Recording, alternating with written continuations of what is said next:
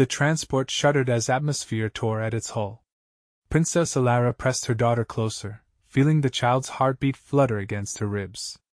Outside the viewport, the alien world blazed crimson and gold beneath 3 setting suns. Captain Vance stood at attention beside her seat, his expression carved from stone despite the violent descent. This was supposed to be a diplomatic arrival. The missile lock warning screaming through the cabin suggested otherwise. "Captain?" Her voice stayed level even as another explosion rocked them sideways. "Countermeasures deployed, Your Highness." Vance's hand never moved toward his sidearm. Protocol demanded restraint even when death rode the thermal winds outside. The Zenari defense grid activated without warning. "We're broadcasting credentials on all channels." 6-year-old Mira lifted her head from her mother's shoulder. "Mama, why are they shooting?" Before Alara could answer, the pilot's voice cracked through the intercom. "Brace for emergency landing. 40 seconds." The world inverted. Gravity became a suggestion. Vance moved with liquid precision, his armored body covering both princess and child as the transport carved a burning trench across alien soil. Metal shrieked. Something vital exploded in the rear compartment.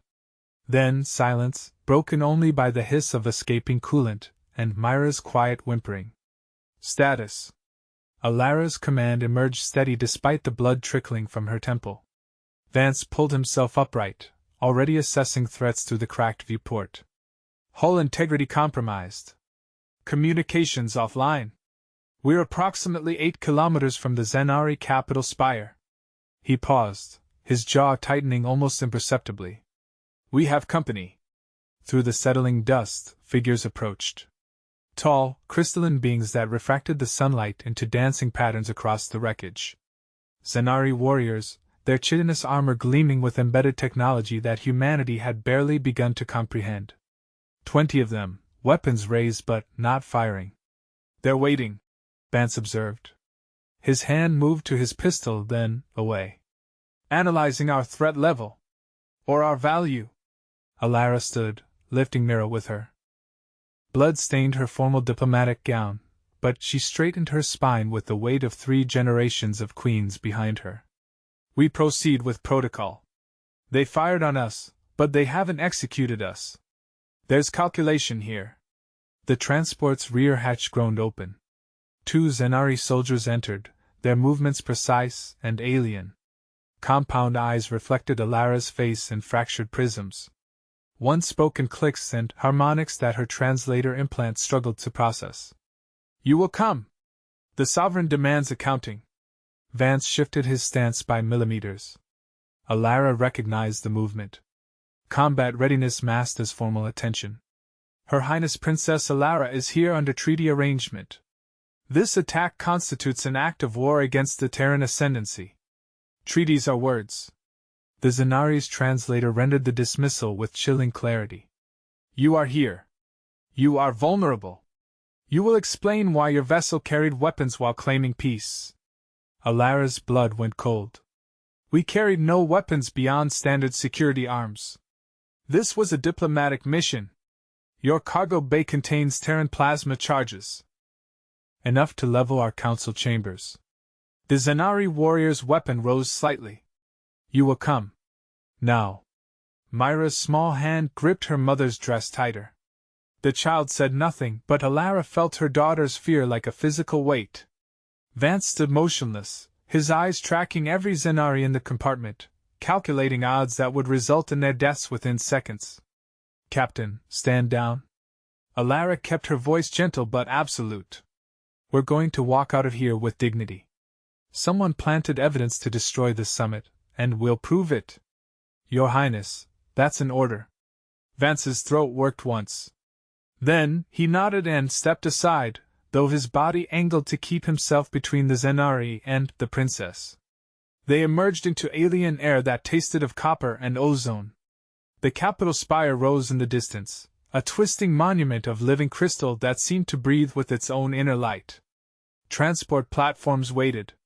The Zenari loaded them aboard with mechanical efficiency, separating Vance to a different platform despite Alara's protest. She watched her captain's face as the distance grew between them, He mouthed 2 words. Stay strong. Then, the platforms accelerated, and the capital swallowed them whole. The sovereign's chamber defied human architecture. Walls flowed like frozen waterfalls of light. Gravity shifted in subtle eddies that made standing an act of concentration. At the chamber's heart, the Zenari queen waited on a throne grown from the planet itself. She was massive. 3 times Alara's height, her crystalline carapace etched with patterns that spoke of centuries. When she moved, rainbows scattered across every surface. Her voice emerged as layered harmonics that Alara's translator rendered with disturbing intimacy. You brought death to our world disguised as peace. I brought my daughter to meet yours. Alara refused to lower her eyes. I brought hope for alliance between our species. Someone else brought the weapons. Convenient. The queen's antennae twitched. Your ship. Your responsibility. Your war crime. Mira stirred in Alara's arms. The child had been silent through the journey, observing everything with those 2 wise eyes. Now she turned toward the Zenari queen, and Alara felt her daughter's body tense with purpose. You have a daughter too, Mira said. Her voice carried through the vast chamber with startling clarity. Mama told me. She's sick. That's why we came. We have medicine. The chamber fell silent. Every Zenari present went absolutely still. The queen's compound eyes focused entirely on the small human child. When she spoke, her voice carried something that transcended species. How does a human child know of my daughter's illness? Myra's response would reshape everything. Alara felt it in the sudden shift of the chamber's atmosphere, in the way the queen leaned forward with predatory interest. Her daughter opened her mouth, and 3 civilizations held their breath. Because she told me, Mira said simply. In my dreams. She's been calling for help. I thought you could hear her too. The Zenari queen rose from her throne. The chamber trembled. Alara's arms tightened around her daughter instinctively, but she held her ground as the massive alien approached. Those compound eyes studied Mira with an intensity that made Alara's protective instincts scream. My daughter has not spoken in 6 cycles, the queen said quietly. The crystal fever sealed her mind. Our best physicians cannot reach her. A massive crystalline hand extended, 1 talon gently brushing Myra's hair. Yet you claim she speaks to you? Not with words. Myra's fear evaporated in the face of the queen's grief. Children recognized pain regardless of species. With colors and feelings. She's scared and lonely. She wants her mama. The queen's antennae trembled. Show me. Before Alara could object, Mira reached out and placed her small palm against the queen's extended talon. The child's eyes closed. Silence stretched for 5 heartbeats. Then, the queen made a sound no human had ever heard from a Zenari. A keening wail that carried the weight of a mother's anguish. She is there. The queen whispered. I feel her. Through this child I feel my daughter. Her gaze shifted to Alara. What is this? I don't know. Alara's voice shook for the first time. Your Majesty, my daughter has always been sensitive. Dreams, premonitions. We thought it was imagination. It is far more. The queen straightened. The weapons in your cargo bay. You knew nothing of them? Nothing. I swear on my daughter's life. The queen studied her, those alien eyes processing human truth against Zenari understanding. Finally, she turned and spoke in rapid clicks to her warriors. They dispersed immediately. You will come with me, the queen said. Both of you. If your daughter can truly reach mine, then, perhaps your medicine can do what ours cannot. She paused. And if someone planted weapons to prevent this meeting, they have committed an act of war against both our peoples. We will find them together. Alara nodded. My captain is already being brought to my daughter's chamber. Your guard is impressive. He disabled 3 of my warriors before agreeing to come peacefully when we mentioned you were unharmed. Something that might have been respect colored the queen's tone. He will be treated with honor. They moved through corridors of living crystal that pulsed with bioluminescent light. Other Zenari watched their passage with compound eyes that revealed nothing. Alara kept Mira close, her mind racing. Someone had sabotaged this mission. Someone who wanted war between humanity and the Zenari collective. The implications stretched across 3 star systems. The Royal Medical Chamber appeared as they rounded a final curve. Vance stood outside, flanked by guards but unrestrained. His eyes found Alara immediately, scanning for injuries with professional thoroughness before nodding once. She returned the gesture, and some of the tension left his shoulders. Inside, a smaller Zenari lay on a crystalline bed that conformed to her body. The princess was perhaps Myra's equivalent in age, her carapace still soft and developing. But where healthy Zenari refracted light into beauty, this child's body absorbed it, creating shadows that seemed to pulse with fever. Medical equipment surrounded her, some recognizable to Alara's eyes, others completely alien. 6 cycles ago, she fell silent, the queen said. The crystal fever invaded her neural lattice. Every treatment fails. Every specialist declares her beyond reach. She looked at Mira. Until now. Mira approached the bed without hesitation. Alara moved to stop her, but Vance's subtle headshake froze her in place. The captain had positioned himself where he could see all threats. If he wasn't intervening, there was reason. The human child placed both hands on the Zenari princess's carapace. Colors bloomed where flesh met crystal. Myra's face scrunched in concentration. She's deep inside, Mira murmured. Hiding from the pain. She doesn't remember how to come back. The child's voice dropped to a whisper. It's okay. I'm here. Your mama is here. You don't have to hide anymore. The Zenari princess's body spasmed once. Medical instruments shrieked alarms. Zenari physicians rushed forward, but the queen's sharp command froze them. Let the human child work. Mira began to hum. No melody Alara recognized, but something that seemed to resonate with the crystal chamber itself. The walls picked up the frequency, amplifying it, turning one small girl's voice into a symphony. The Zenari princess's shadows began to lighten. The medicine, Mira said suddenly. She needs the medicine now. The neural stabilizer Mama brought. Alara's hands shook as she retrieved the case from her diplomatic pouch. The stabilizer was an experimental Terran drug designed to bridge neural gaps during trauma. It had never been tested on Zenari physiology. But as she handed it to the Zenari physician, the queen's nod made it clear. They were past caution. This was hope or nothing. The injection took seconds. The reaction came immediately. The Zenari princess's eyes opened. All 8 of them, compound facets catching light and throwing it back in patterns of confused awareness. She made a small sound, questioning and afraid.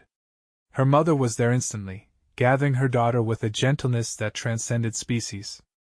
I am here, little one. I am here. Mama? The princess's voice emerged weak but present. I was lost. You were found. The queen held her daughter, antennae wrapped around the smaller form. When she looked up at Alara, tears like liquid diamonds traced paths down her crystalline face. You saved her. Your child reached mine. Your medicine restored her. We're mothers, Alara said simply. That's enough. The queen's expression shifted. Someone tried to use our children to start a war. Someone planted weapons and shot down your transport, knowing I would respond with rage. Her voice hardened. They underestimated what mothers will do to protect their young. Or what we'll do to protect each other's. Alara met the queen's gaze steadily. Help me find who did this. Let's show them what 2 species can accomplish when they stop fighting and start listening. The queen stood, her daughter cradled carefully in her primary arms. Captain Vance. Your analysis. Vance stepped forward, his bearing military precise but his voice carrying new respect. The weapons were Terran manufacture but black market acquisition. The attack pattern suggests someone with access to Zenari military codes. This was coordinated from both sides. He paused. Permission to speak freely, Your Majesty? Granted. There's a war lobby in both our governments. People who profit from conflict, who see cooperation as threat to their power. Vance's jaw set. They're the ones who tried to kill Princess Alara and Princess Mira. They're the ones who wanted your daughter to die alone, while our species tore each other apart. The Queen's antennae swept forward in what Alara was learning to recognize as dangerous focus. Names. I want names. I can provide 3 from our side, Alara said. Military contractors who lobbied against this summit. Parliament members with investments in weapons manufacturing.